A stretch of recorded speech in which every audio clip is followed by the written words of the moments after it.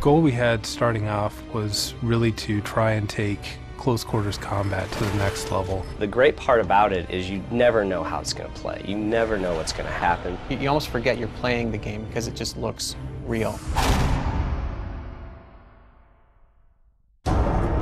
Where is Alma? Other games have done monsters that jump out of the closet at you, and what we've really tried to do is get under your skin. Hush now, Mr. Moody. The time for talk is done. It was amazing. I mean, I've never seen so unique a game.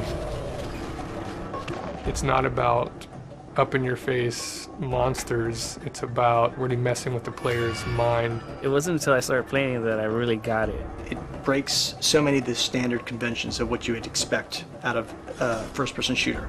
It's going to be probably like A-list game. This is the first-person shooter title that I've always hoped that my other titles would be. I think it was the first time we really had a chance to kind of start from scratch. We weren't making a sequel to another game.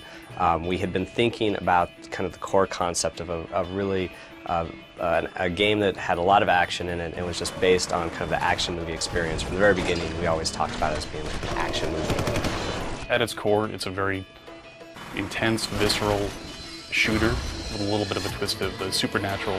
When we started off, we really worked with a lot of people to nail down the scope of what the game is going to be and who are we marketing to, because we really wanted to make a game that's going to appeal to more people. You guys about done up there? Or are they just getting started? This team has always been very focused on trying to tell a good story with the game. We try to not just make it about going around and shooting bad guys who are popping out of every corner. There is hopefully a compelling story, all the things that make movies exciting. They really wanted to create this John Woo style action movie blended with elements of The Ring. So that was their focus from the beginning. They're avid consumers of all other types of media, so they know what's scary, they know what's fun. The horror element actually suggested itself and seemed to fit right in with the story that we had come up with initially, which did have some kind of paranormal elements to it already. The key thing is the blending of this over-the-top, just visceral action game with just great elements of horror that are tied in with suspense and just the whole eeriness of it. Getting that sort of feel inside an action game just hasn't been done yet. Storytelling structure hasn't changed for thousands of years at least. In all recorded stories they have some key structural elements. Craig's really good at adapting the story to fit within the capabilities of what we could do within the game.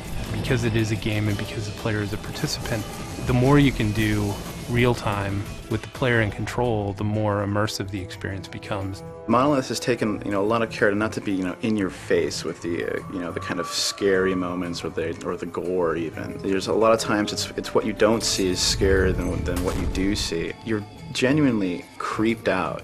When you're testing something specific, you can get very focused on it. And there was a particular scene where Alma, the little girl, I had placed her, I had her walking across a doorway, and I had sort of forgotten that she was there. So I'm walking around looking at the lighting and the scene, and I turn around and catch her out of the corner of my eye, and I just completely freaked out because I'd forgotten she was there, and she's just standing there kind of looking at me. It was chilling. In our bathrooms, they have the round ceiling lights, and one of them was burnt out, and the other one was flickering. There's been a number of times where I've walked into the bathroom and turned on the light, and in the mirror, seen a dark shadow behind the door as I closed it.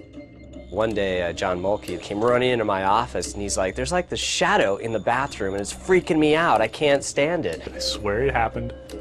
No one believes me. And it was weird because I went in there and I was kind of laughing to myself, going, yeah, whatever. And I walked in there, I'm like, God, this is a freaky room. This is scary. We don't use that bathroom as much anymore. One of the biggest challenges we had was overcoming the technological hurdle. This technology is getting so much more realistic and detailed that the time and the resources it takes to actually finish and complete a world is increased, fivefold, but the resources have maybe only increased, by 30%.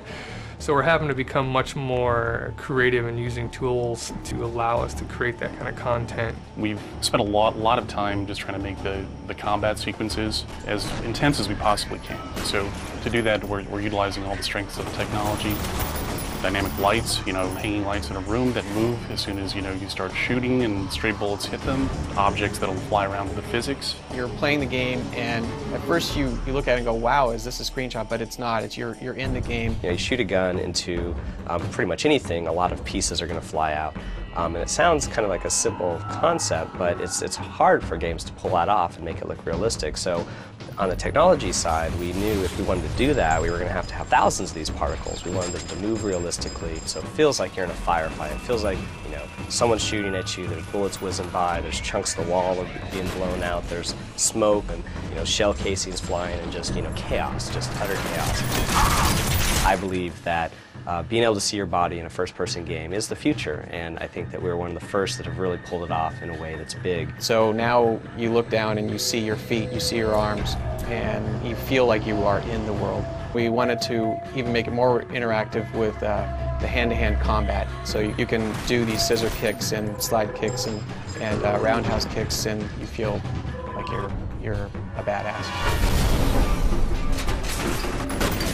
We'd played games where you are part of a special forces team, but the enemies are always just standing around. We wanted to play against a special forces team, so the AI just had to be phenomenal.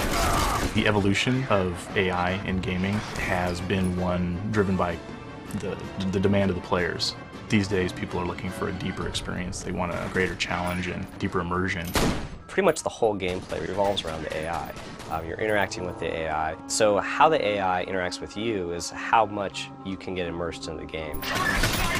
We place a lot of hints in the environment that the AI can use. So when you come into a situation where you've got bad guys rushing into a space, what they do is really based upon your actions. If you decide to take cover and head off in one direction, the AI will have a number of available options presented to them because of what you do. The cool thing about the AI in F.E.A.R. is it's not scripted, it's part of their behavior. So they'll walk out to an area and they'll evaluate what they want to do to get at the player, to get away from the player.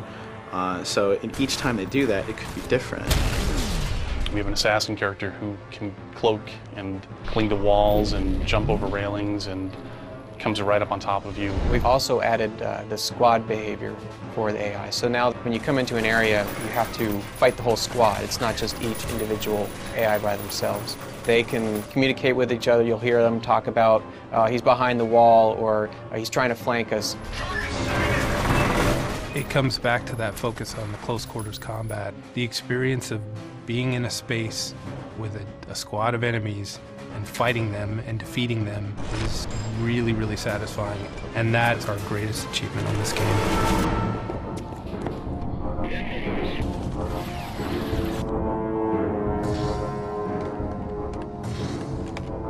Our audio department has been outstanding on all of our projects. I think every game that we've made, we've always gotten, 90% or above on our audio ratings.